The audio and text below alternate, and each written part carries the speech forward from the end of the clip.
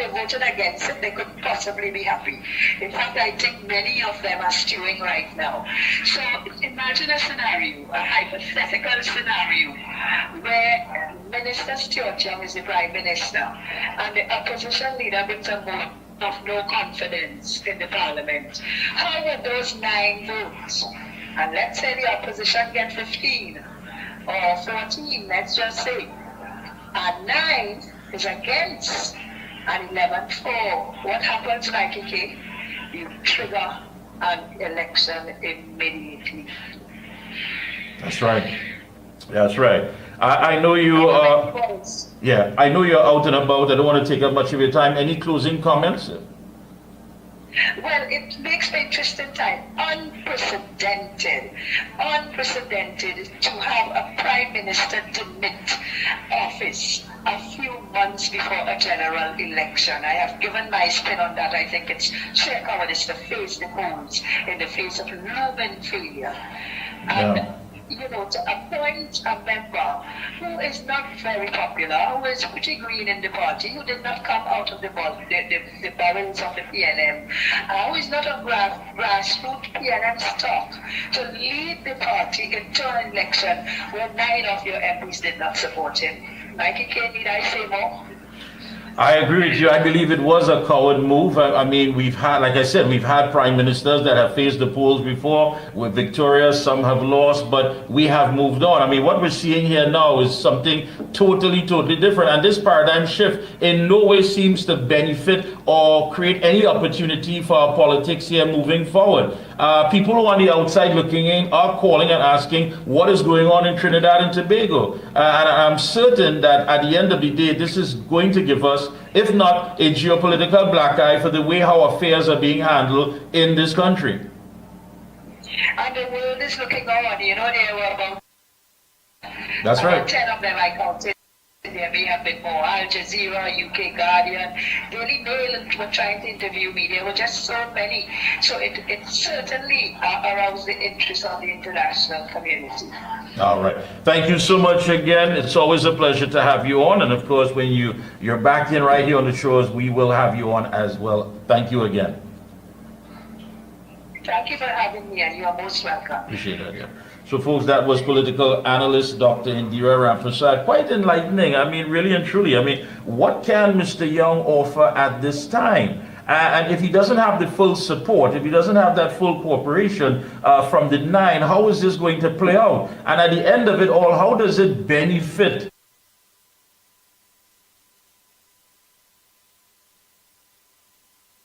the PNM? I'm certain they didn't vote for Mr. Young to be Prime Minister. So what are they saying now? How are they feeling now? Are they simply just going along with it and saying that they're obligated because they're members of the party and they're going to just simply say all is well, when in fact it's not? I'm quite certain, just like the other 9, there are a lot of unhappy people who are part of the PNM who are looking on and say, this is just not right. It's not right. All of a sudden, I mean, we've seen this meteoric rise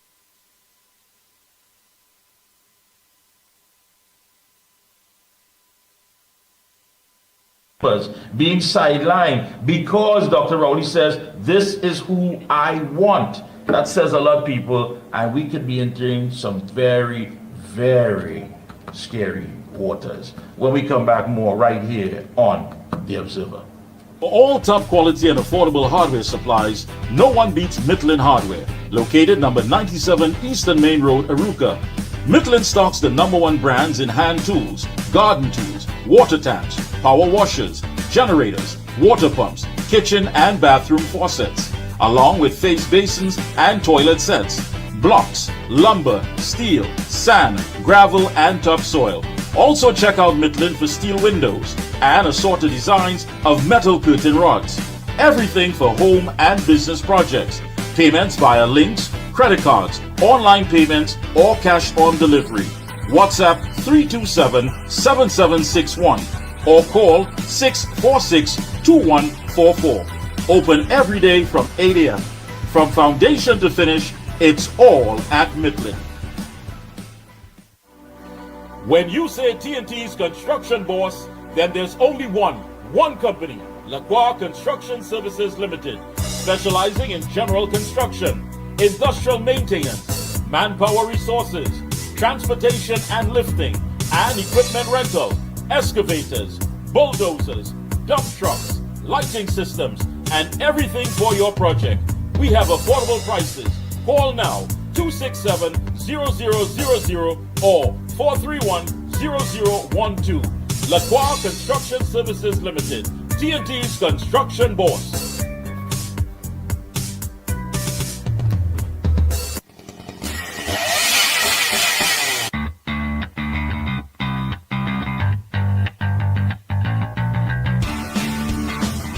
Husqvarna, a global leader in outdoor power equipment, known for its high performance, durable and innovative products, tested and proven by generations of professionals.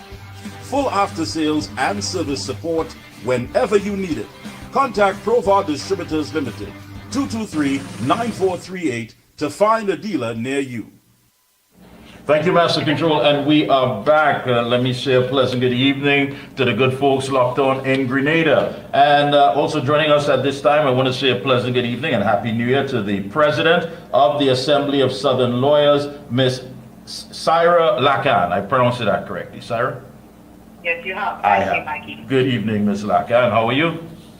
I'm fine, thank you. All the best. You have been quite vocal about the SOE, state of emergency, branding it a comedy of errors. And you said that the authorities were ill-prepared in response to TNT's unrelenting crime wave. Now, you know, there are folks who would say, you know, the impression is damn if you do, damn if you don't. Nothing was being done. People were talking about the murder tool. They were talking about all these crimes that were taking place, extortion, home invasion, what have you. Government has stepped up and said, okay, this is what we're going to do. We're going to deal with it. We are going to have a state of emergency, giving us that rights and jurisdiction to go and, of course, after these criminals. Where did they drop the ball? Tell us. Well, I believe it will favor. I'm going to come out of right state. Unless some top gang leader is arrested and prosecuted, or you see dismantling of major gangs, I can't see it succeeding because we've had a state of emergency implemented twice in the past, and it was also unsuccessful in terms of bringing down or reducing the number of murders and crimes. And when you look at the reasons that the state of emergency was really called by the acting Attorney General, Mr. Stuart Young, he indicated that part of it was to dismantle or prevent a bloodbath with respect to a gang warfare or gang violence in border states. But when one considers all of the facts in terms of how the SOE unfolded, there needs to be Security Council to take down the gangs, and this would have been shown in the days of Dole Shady, for example, when we had the Pandey regime, and when the Attorney General came in very strong. I think at the time it was Ravish or Mirage. I was a young child at the time, and they would have came with a coordinated plan to really go after the gangs, and we haven't seen that done. Instead, we have the SOE call, and the chairman of the National Security Council, Prime Minister, was not present. He then had a conference or press conference in the midst of the state of emergency when he signaled his intention to resign. So, I mean, that is one of the problems. I would say the chairman of the National Security Council not inspiring that confidence. Yeah, I think many people asked that. One reporter, of course, was adamant about it. Why was he not present for something so important when dealing with the crime situation? But I want to agree with you, of course, that it was so conflicting.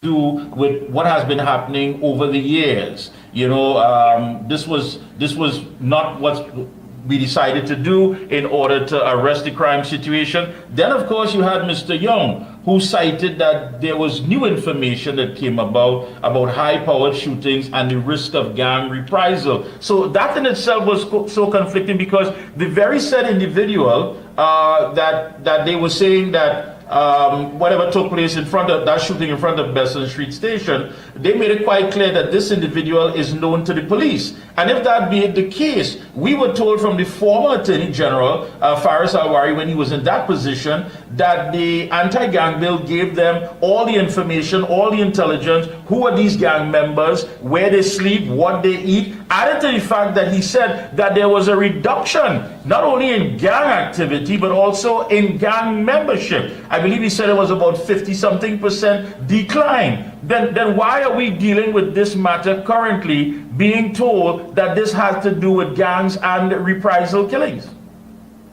Exactly, and what makes it worse in this situation is the fact that I would say less than 24 hours after the SOE was called, and there was the murder of Randall Hector, which I think instills even further fear, not just in the population, but in the legal community as well. Because his assassination occurred, I think, less than 500 meters away from the U.S. Embassy. And it's supposed to be at a time when the police and army were supposed to be out in full force in Port-of-Spain and in surrounding areas. So it also shows a lack of planning from the Ministry of National Security. And that also needs to be combined with the TTPS. Do they have sufficient resources and police officers to have so that the state of emergency can have the desired impact? Was it properly planned? Does the DPP have enough resources and attorneys as well, and additional security, so that if gangs are arrested, that they can prosecute these gangs and that they can be safe and that there's no threat? So I'm saying that I'm of the view that it seems as I had called it a comedy of errors, because there's no plan, in my view.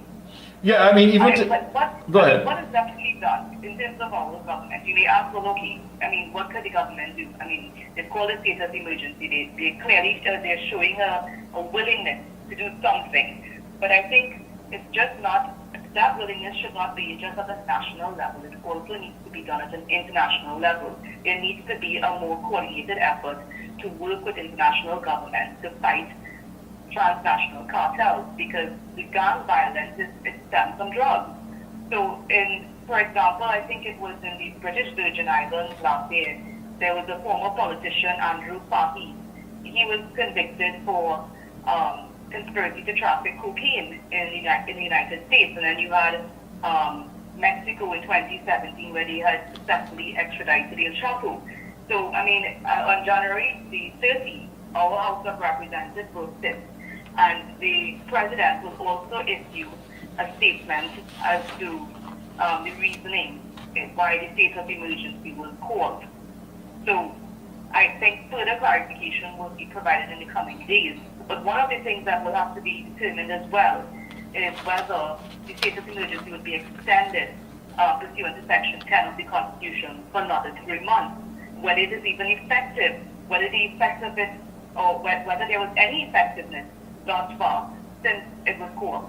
Yeah, and again, when you made that comment, of course, a lack of foresight and strategic planning on the part of the authorities. I mean, really and truly, you could have said it better, because the Prime Minister said it's not going to be like El Salvador, where someone has a tattoo and they're picked up. Now, bear in mind, today the prison authorities in Trinidad and Tobago are saying, listen, we may not have the facilities, we may not have the space, we don't have the accommodations, but when you talk about what he mentioned in El Salvador, I mean, they had places, institutions already set up, jail cells built, a system in place. So that really and truly is chalk and cheese. Was this simply done just to appease the citizens and say, look, something is being done? And if so, then what's going to be the end result if it is not processed properly? The question has to be asked whether it was called only because it's an election year, because crime has been on the rise for the last 10 years. It has been on a consistent rise for years. And whether there was actually coordinated planning and collaboration among our agencies, including the Ministry of National Security, the Office of the Attorney General, the Trinidad and Tobago Police Service, and the associated intelligence agencies. And it doesn't seem so when you look at how matters are unfolding since the state of emergency was called. Now, the opposition leader made it quite clear that there seems to be an absence of clear regulations, and one of that, of course, being for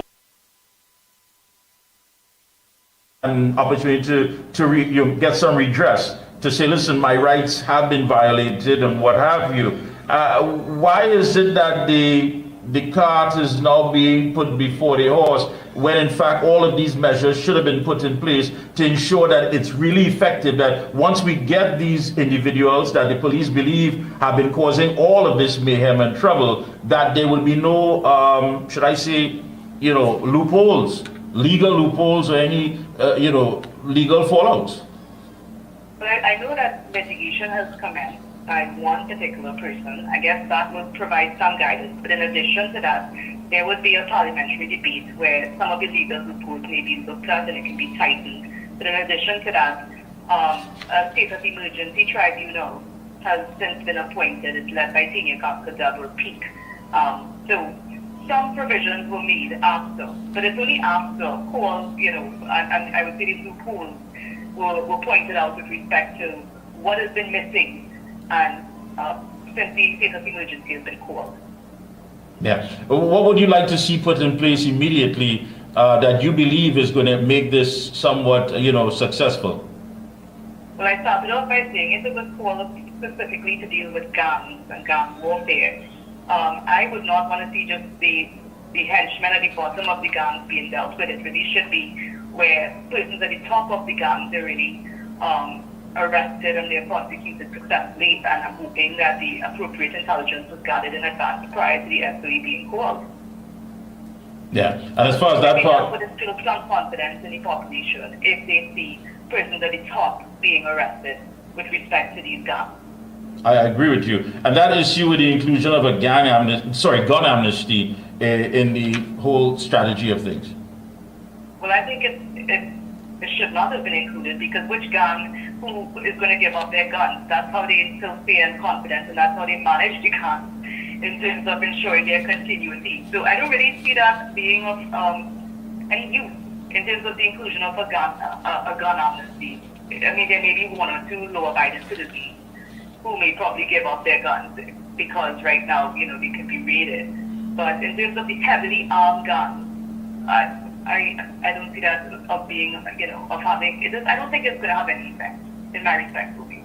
Yeah, of course, as of the 4th of January, 5 days after the SOE was implemented, over 126 suspects have been arrested, 17 firearms, and over 675 rounds of assorted ammunition have been seized. The TTPS, of course, is deeming it a success. I think that could have been done without a state of emergency. That's just my personal view. There was no need to have one. What we would have expected is a lot more guns to be seized.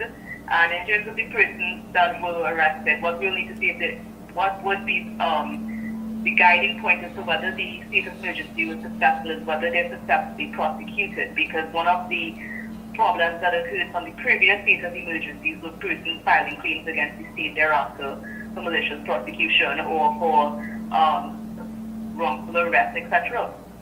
Yeah. So we look on any closing comments. Go right ahead. I think time will tell in the coming days as to whether the state of emergency is a success. So it's left to be seen in terms of how our Prime Minister and our National Security Agency and the TTPS manages the state of emergency, because they still have time. Still time. Thank you so much again, Ms. Lacan. Thank you so much for joining us this evening. Do enjoy the rest of your evening. Thank you.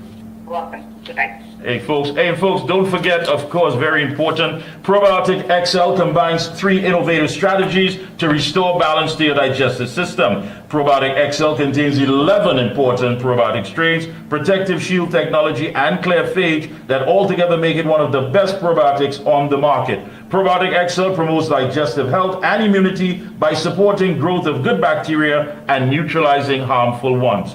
Pick up your bottle of Probiotic XL today. We'll be right back.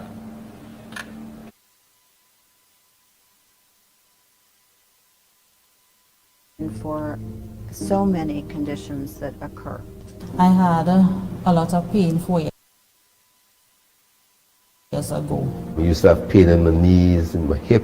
Taking it for arthritis. Omega XL saved my life. Then I started to realize, but hey, I could use my hands, I don't have any pain. All in all, I am pleased to say that Omega XL has worked. For all top quality and affordable hardware supplies,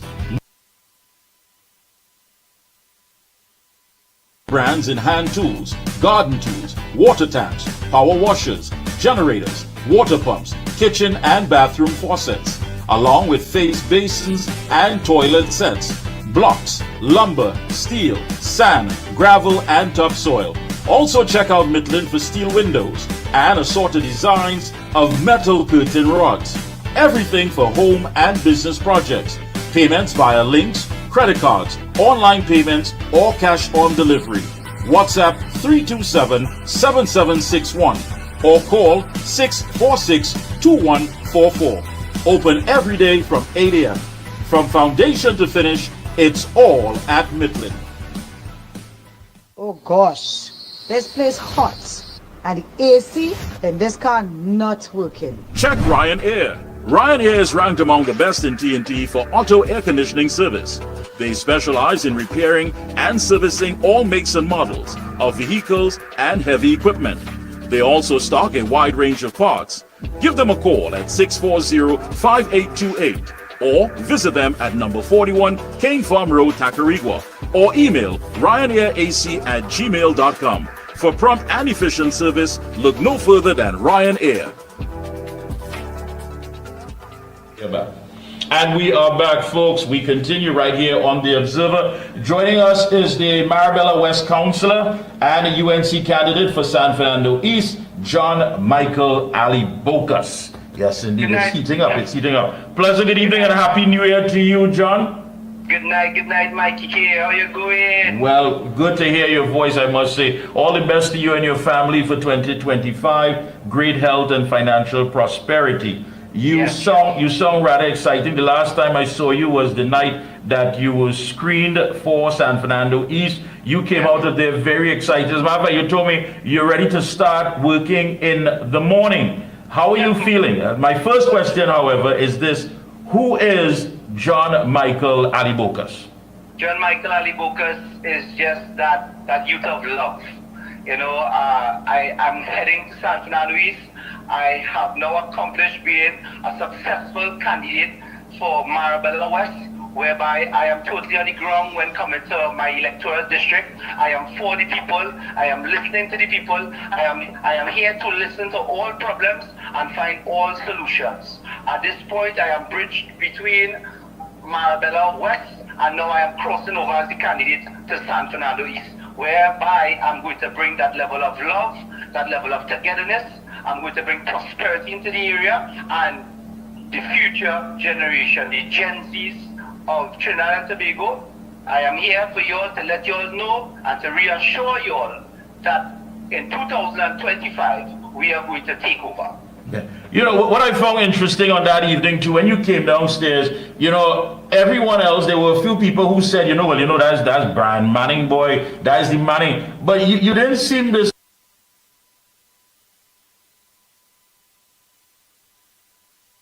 It is, they're going to see the best of John Michael Ali Bocas. I mean, you know, where does all that confidence come from?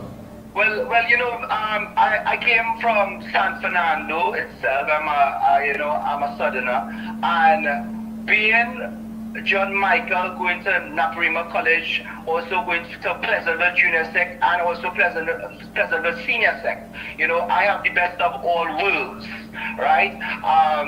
I went into being a promoter from young. I also did my degree. I did my associate degree in Roytech under the University of New Brunswick. And from there is where I found my talent. The talent to reach people, you know, and the talent to be able to go into the promotional world, which was my introduction into the entertainment industry. Into the entertainment industry, I pushed a name called Machiavelli Promotion, whereby I crossed from Machiavelli Promotion into being an artist, whereby my name was Macamillion at that point. I had a good run with the Millionaire Family, which is a team of talented artists from Orlando, Terry John, Father Moses, Multi-Symptom, managing Doggy Slaughter, my best friend Hollywood Sachi, and the whole entertainment. It was a big movement when coming to a certain era. right? When in the promotional world. From there, I then decided to transcend and go up the ladder, whereby I said that I wanted to be able to serve and take that following in promotional world, whereby I will have 2,000, 3,000 people coming out to my events. I did over 300 parties in Trinidad and Tobago. I have dealt with nearly every radio station across the board, every TV station, and all the biggest promoters of Trinidad and Tobago. Big up Cliff Harris, big up Roy Mirage, big up to Randy Glasgow. These were the leaders. Big up to Chinese Laundry and all the forefathers that motivate me to be who I am to this day. I got a lot of my campaign experience from being within that world of entertainment, and from there also competing against the mongols of the promotional industry. And that is why to this day I could say to myself that I'm confident when coming to going in as the Marabella West, being my electoral district, and also being the councillor of the area, winning it, making history due to my experience. The first time after 23 years as a UNC councillor, after breaking that chain, with the PNM locking it for all those years of 23 years. And let me ask you this: as a young man, I mean, you've done quite a lot of good for yourself. But as a we young, made history. yeah, but as a young man, you often hear people say that young people don't want to get involved. They don't want to play any part in politics. They rather stay on the sidelines. Some will tell you, listen, at the end of the day, that's not for me. I don't like it. It's not something that I want to be a part of. What made you take that leap? From having that entrepreneurial spirit, that entertainment forum, what made you take that leap to say, I want to serve, I want to do more, I want to make sure that I do something for my community and by extension Trinidad and Tobago? What was it? Well, it's funny that you brought up that, because that comes from a very compassionate place.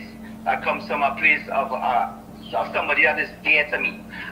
It comes from my mom, and when I talk about my mom, I get very emotional, because she has been that strength in my life. She has supported me when nobody did believe in me. She believed in me. She believed that, as she says, she pulled aside to the side of the road while I was doing my associate degree, and she says to me, John Michael, I realize that you want to go into promotion. Why should I support you to go into the promotional world? And I say, Mom, boy, I can't get away from this feeling, because I know that I am popular. I said, Mom, 1,000 people at $100 is 100,000. And my mom stopped the car on the highway and she said,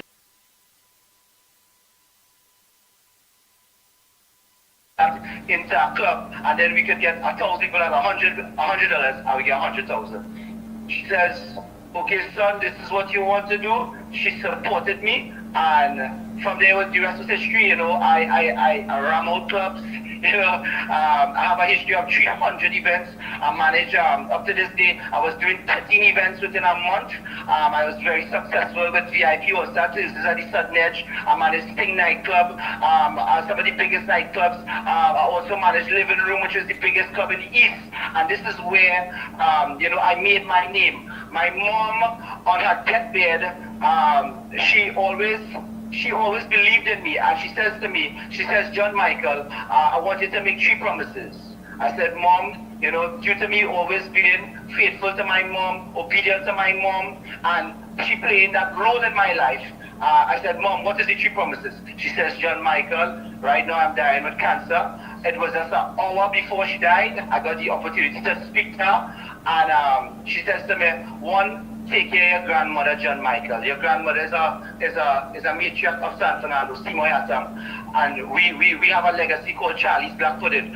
So I said, Mom, correct. Okay, let's go. Next one. She says, 2, I want you to be there for your brother, your big brother, because he needs the strength, he needs the help. I said, okay, Mom, that one difficult. I'll be there for him no matter what, because I know she was on her last.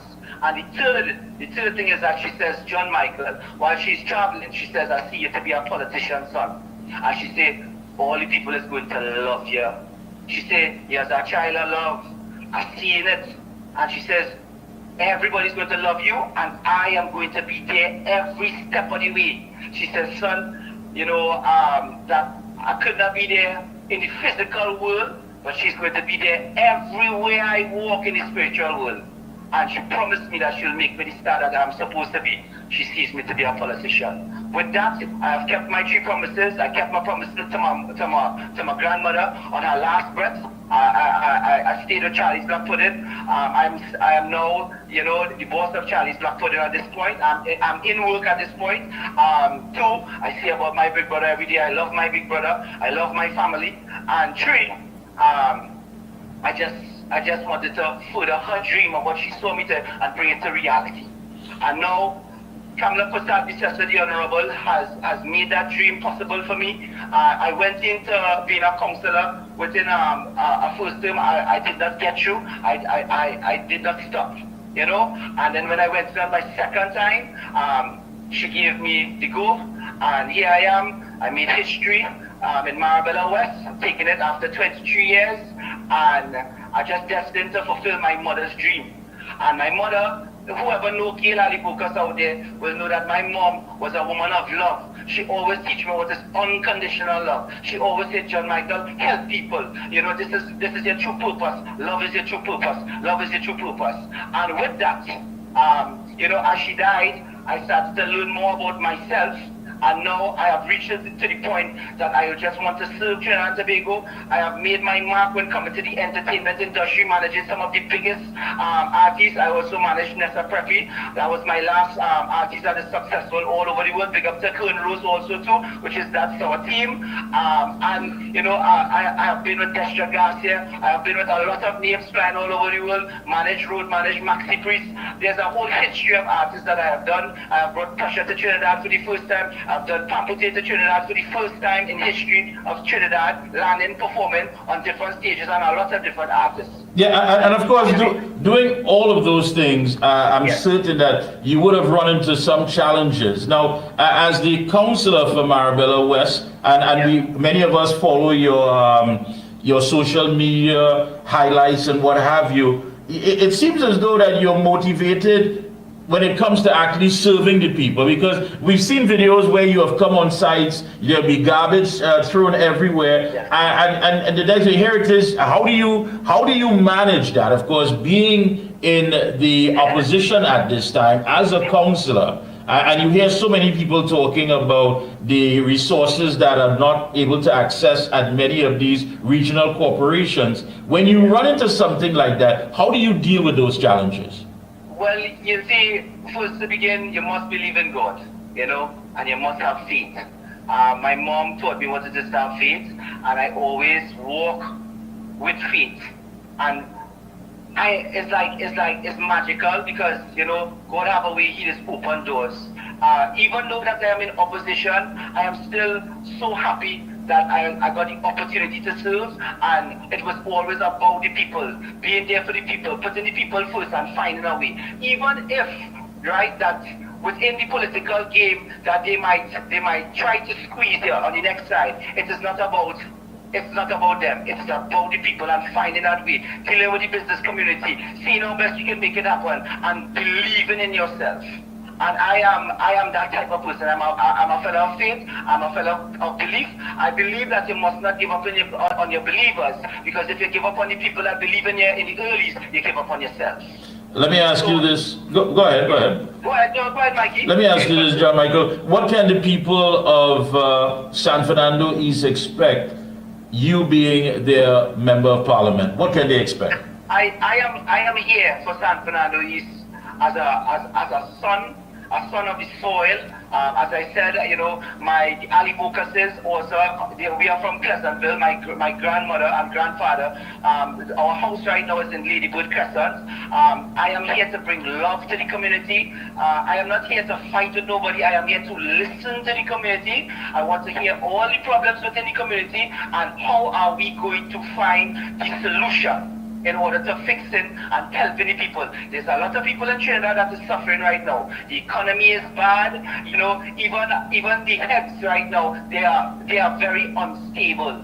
onto the next side. And I am here to tell the people of San Fernando East, I am going to bring that stability. I am going to be there for you all. You all just reach out to me. My number is 472-5998. I will repeat it, 472-5998. I am available to everybody within San Fernando East and also in my electoral district at this point being the Council of Marbella West. Any closing comments? Go right ahead, John. No, well, love is the answer and love conquers all. Right now my slogan is love, love, love, love, love, love, love, love, love, love, love. And you don't know my boss slogan is serve. Be there to serve. So I am going to serve in love.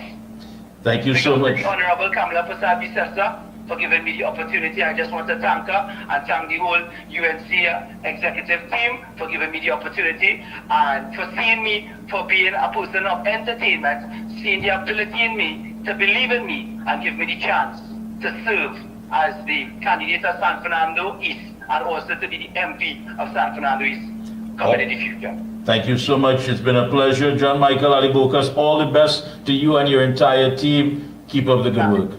Thank you, Mikey. So thank you, Mikey. Love, love, love, love, love, love, love, love, love, love, love, Trinidad and Tobago. Indeed. Thank you. I tell you, thank you so much. Folks, the lines are open, by the way. Don't worry about the time. We will take some of your calls. And of course, if you want to WhatsApp calls, 494-0938, 494-0938, or of course you can call 225. Master Control, I can never remember that number. 9790, 225-9790. When you look at so much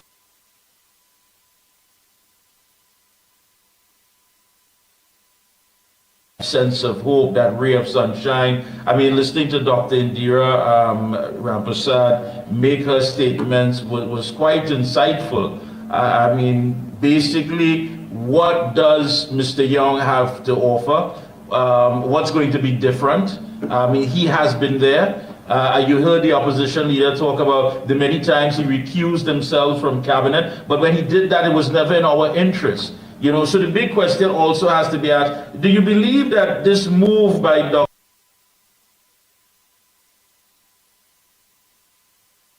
believe that what's taking place now is a coward move by the Prime Minister? Pleasant good evening, welcome.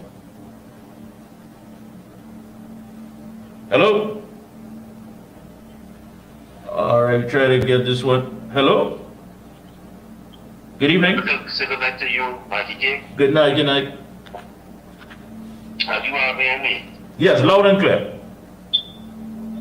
Is a common move by the Prime Minister? Yes, that's the one.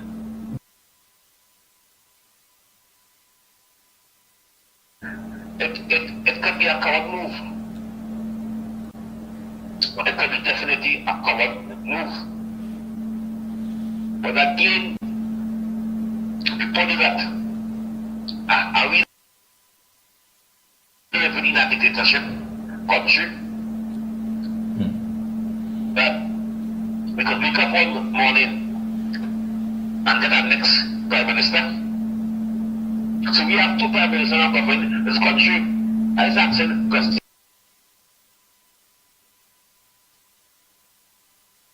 Listeners, at this time, it is a disaster what we in today. Our country for flat, our economy going among the drain, crime out of control, poverty like hell. Those products had the balls to bring back our country. Those products have the grassroots, the layman, the middle class. I said no. Well, let me ask you this. You have always been on the ground. You've always been able to give us that perspective from the grassroots. And many of us will say no. Because when I ask what is total achievement in the last 9 years, remember he country are rural community, poor community of African people, Shafford Court, Belmont, Gonzales there, where majority is African. And poor live in Galvanized house and Shaka's house and these kind of things. These areas here, poor people. The last 9 years,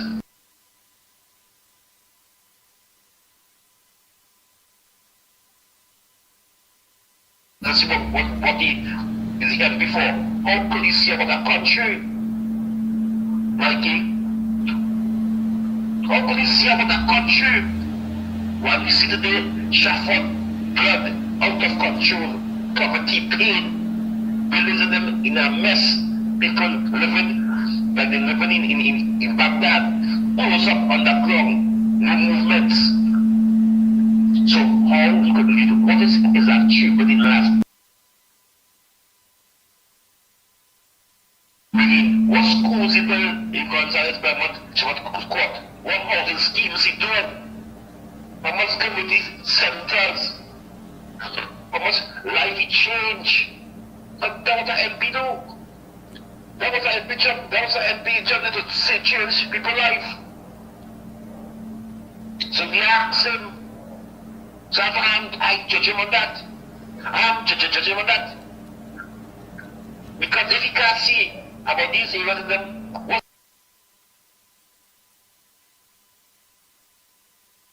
Yeah, you're right about that. Yeah. My thing is he going to connect with the people that matter the most? Will he be able to connect with a certain group of people in society? 494-0938 for your WhatsApp calls, and of course, if you want to call the other number, 225-9790. Do you believe that this is a coward move? My thing is this: if you handed in your 2 weeks notice to a company, and let's say you were functioning in capacity as CEO, then all right, there's a process, and you go. But where do you have the right to tell the company, this is the person that I want to replace, that I just want to go, but I want to go to my family or whatever, take this person. I mean, at some point in time, you will have to call security to get that person out of the building. You have decided to leave. There's a process. You put in your 2 weeks notice, you get ready, you go and what have you. But are we allowing Dr. Rowley to have that sort of luxury where he could just simply say, look, you know, and according to, of course, the caller just now, as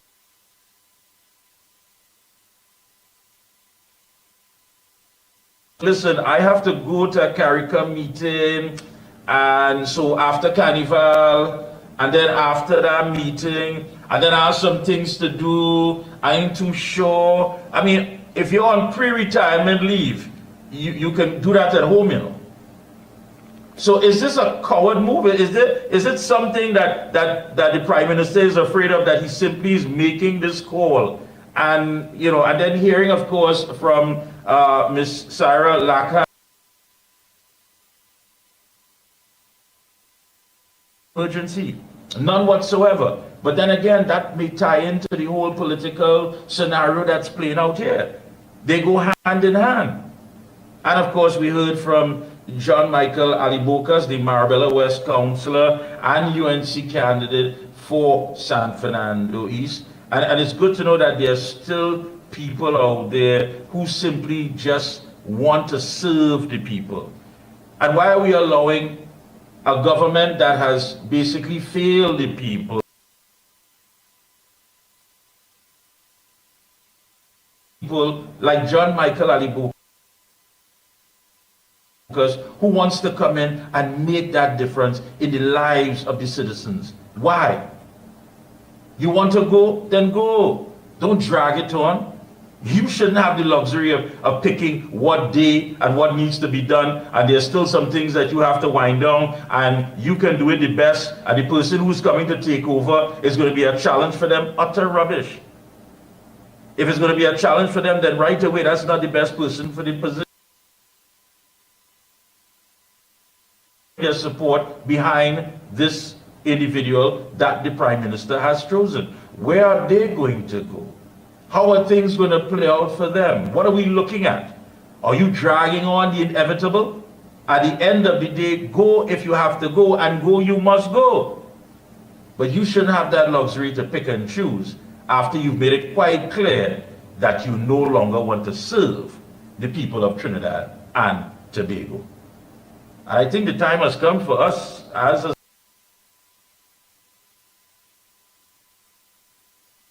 just let you play out this madness. No, this is lives we're talking about. For the past 9+ years, you have failed us. You have done nothing to elevate our lives. As a matter of fact, people are watching this program right now and their savings have been depleted. They are unable to even send their children to school. And the list goes on and on. High food prices.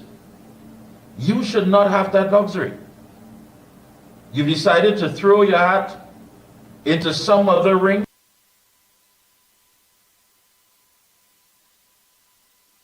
Don't let this transition be painful than it already has been for the last 9+ years. Hey, that brings us to the end of our program, folks. Until tomorrow, hey, remember, of course, hey, keep safe. We are no longer observing, you know. The action has started. Until tomorrow evening, same place, same time. Have a good one.